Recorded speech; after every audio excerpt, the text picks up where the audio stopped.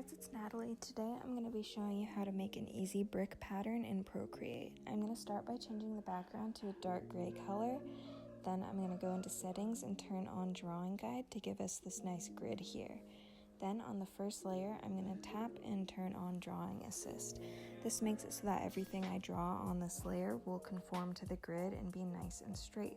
This makes it a lot easier to draw the bricks, but you don't have to do this. Then I'm going to be using the Nico Roll brush, which comes with Procreate, but you can use any square brush.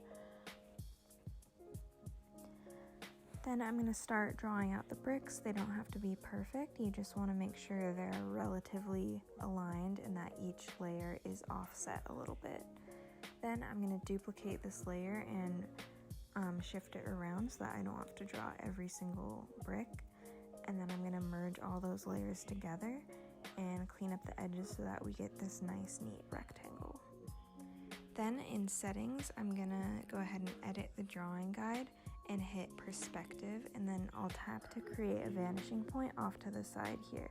This is so that we can warp the wall to be in perspective so that it's not just a flat rectangle, but it looks like it's actually in 3D space. So then you're going to tap and hold on each of the corner points, and you can move them around to fit within the guidelines in the background.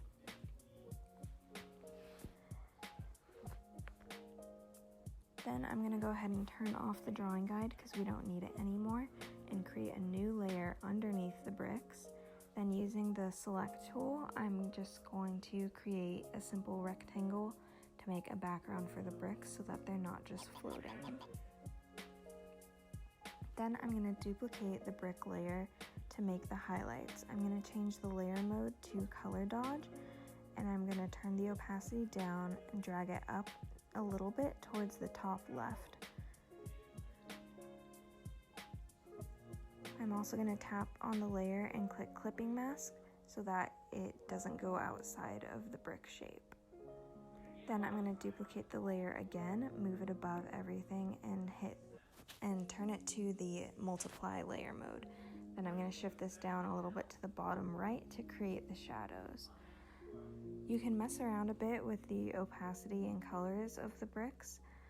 I thought mine was looking a little bit too warm, so I changed the colors to be a little bit more gray.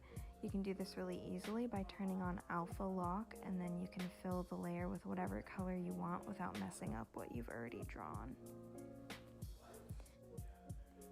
Then once you have the colors how you want them, you can add some simple shading so that the wall isn't all one color.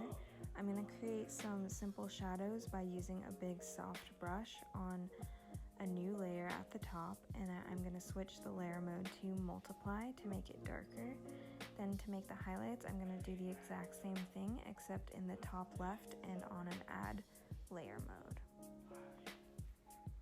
And of course I'm going to turn the opacity down a little bit to make it less harsh, and now you're done. I hope this was helpful to you and that you can use this technique in some of your own digital paintings. Thank you for watching. Bye!